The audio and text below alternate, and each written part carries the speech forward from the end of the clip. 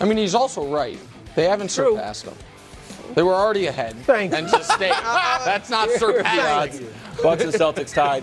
Donovan and the Cavs, then the Sixers, and then the frisky Heat. Brew, who you got winning the East? Well, Nick stole my thunder. I was about to say, sorry. Joel, I'm saying it. All right, but you're right. They already were past you guys. It is Boston and I'll put Milwaukee and Boston.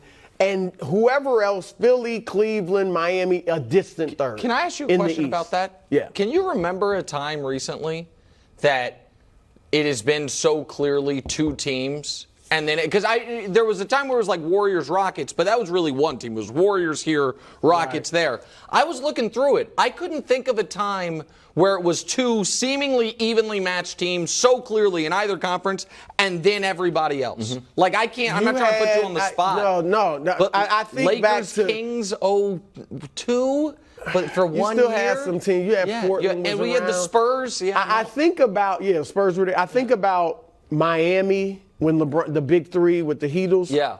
And Boston, but Boston was kind of getting old. Chicago was there. I can't remember. So that's why it's so exciting. Yeah, go ahead. But no, it is those two teams. And look, Miami, I'm surprised they're fifth. That's a little bit of disrespect. But, they're going to do what they did. They do. They're going to be the little engine that could.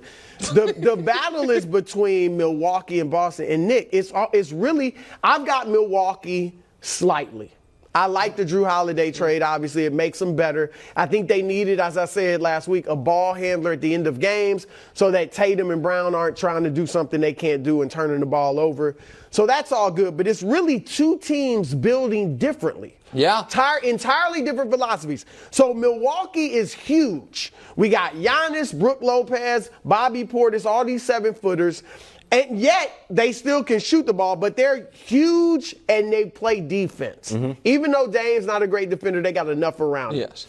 And then Boston is small. Boston has one player of consequence who's taller than 6'9", and that's Kristaps Porzingis, who's hurt all the time. And doesn't play big. Right. There you go. You're right. He doesn't play big. And so they're saying, we're going small and we're going to outscore you. And so it's going to be really interesting to see who wins that battle. Yeah. But I've got Milwaukee slight. Look, I think Giannis and Dame are incredibly motivated. Perfect fit, but also incredibly motivated to go get this done. And I think they're going to have a great year together. So, again, it's early and we're not tied to any of these. But I do think, as a guy who picked Philly last year, and I do reserve the right to adjust this if and when the Harden trade happens and we see what comes. To me, it is a two-team race. And I also believed in Miami in a way I know a lot of people didn't. It's not just, they're not the same team as last year. They lost Strus. They lost Vincent. Right. You know what I mean? And so it is these two teams. Dame had a quote in the original Chris Haynes story right after this happened that made me like Milwaukee even more. And I was shocked to read this from Dame. Quote, "Now I'll be able to play with a player that's better than me." Yeah. And then you can go on from there. I've never been able to experience time for me in this situation. Dame flatly saying, he's better. That guy is better than me. Made me even more optimistic. Yep. I agree. Because Dame is good enough, and Giannis, it's not like Giannis is coming off an MVP or a championship, where if he wanted to not say that out loud, and you know what I mean, that nobody would hold it against him. And he would not have, if he had been traded to Miami, he would not be saying that about Jimmy Butler. You know what I mean? And I also wouldn't think, well, it's close, but regardless. And so it makes me, Wildes, very optimistic about them. That Dame is saying, the reason I'm so excited is because for the first time, probably since his rookie year with LaMarcus Aldridge, really, not probably, definitely, in my basketball life, somebody's better than me. And I'm awesome, and somebody's better than me. And while Dame hasn't been in the playoffs recently, his last time in the playoffs, he was 34-10 for the series against Denver. He had a game where he scored 55 and they lost in that playoff series. So Dame can deliver in the postseason. Yeah. I really like Milwaukee's fit here. And the Celtics, I'm anxious for them that the only tall guy they have is the guy who's hurt all the time. Yeah. That I am anxious for them. And Al Horford's 37.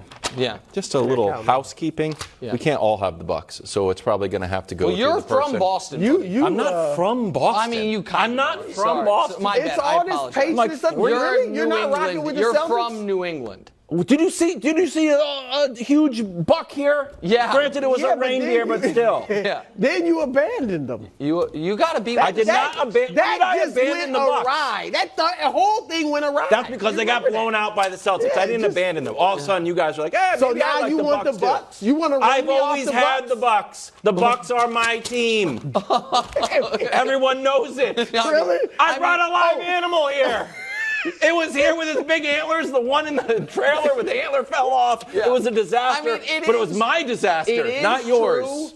True. Wild, it is true. But this is the problem with being a sports polygamist. We forget how many sister teams you have. It's hard to keep track. You In are any right. Go ahead. Head out to West. Oh, I mean, he might not have heard LeBron, so Yeah. he's in a All right, tough can spot. I say, I don't really, to me, face of the franchise is almost a silly thing in that LeBron's the face of the league. He is still. So what LeBron's saying is best player. Do we agree? What LeBron is saying is we need Anthony Davis to be the best player. Yes. And our expectations for what we're going to get from LeBron in year 21 are so out of whack with history. I mean, the best year 21 ever is Vince Carter's with 7 points per game. If there are only 6 guys ever made it to year 21, you add up all their stats cumulatively, and if LeBron has that season, we're going to be like, bad year. I think LeBron's done. So, LeBron understands, Brew. If they're going to win the title, LeBron's got to be the second best guy. And I think by the way, believe they can win the title if LeBron's the second best guy, and it's not because he's fallen off a cliff. It's because he's 90% of what he was last year. But Anthony Davis gets back to being the guy. I mean, Anthony Davis in his first 6 years in the league twice was top 5 MVP. That feels like a long time. It's never happened since then. He was All-NBA 4 times, with his 4th time being his first year with the Lakers. First team All-NBA. Hasn't even been 3rd team since then. He is saying we need AD to be an MVP candidate for our team to be able to win the title because I'm turning 40 and in year 21. And, Brew, I think that is 100% correct. Yeah, absolutely. He's the face of the franchise, LeBron, and one of the faces of the league for sure. Still, because even though he's older, he's still playing at such a high level that, he's still the face of the franchise. But this is not a newsflash. LeBron is smart. And he was not just sending a message to the league or his team. He was sending a message to AD. That's right. You take the torch. You should have taken it after he won the championship in the bubble in 2020. But for some reason, your play fell off, and then you start getting hurt again. You take the torch this year. That guy we saw in the playoffs for great stretches, offensively and defensively, that's the guy we need. You don't have to be the leading scorer. LeBron could still be the leading scorer. But AD has to be great defensively and very good offensively, and he should be the best player on the team. And I agree. I'm not going to pick the Lakers, I don't think. But if AD's the best player and healthy, and LeBron's the second best player and 90% of what he was last year, they can win. They got a shot. They're in the hunt. Can I push back on your face of the team / face of the league? Yeah. Does LeBron need to give up more of those symbolic face of the team things to push AD in that direction? Being announced last? So, for example, being announced last. Give it up, sure. If it helps. I think it does help. I don't know another team. It's your team, but you're the best player. What else is there other than that? Is it just that? Like let be him on do the chalk toss? Yeah. I mean, like what? Be on the They're cover going to of be stuff. together, I don't know. though. They're going to be together probably on most of this stuff. But don't be surprised when AD's not willing to take the torch when LeBron still has That is fair. I do think that would help if LeBron did that. But here, and I've said this last year, Anthony Davis has a number 1 game and a number 2 mentality. Yes. And I think when LeBron leaves the Lakers or retires or whatever, and Anthony Davis is clearly the best player, it's not even close, they're going to need another guy to come in who might not be as good as AD, but he's a leader, like a Dame or somebody like that if they want to contend. Because AD by himself, as the bona fide leader, is not going to lead. LeBron can be the leader.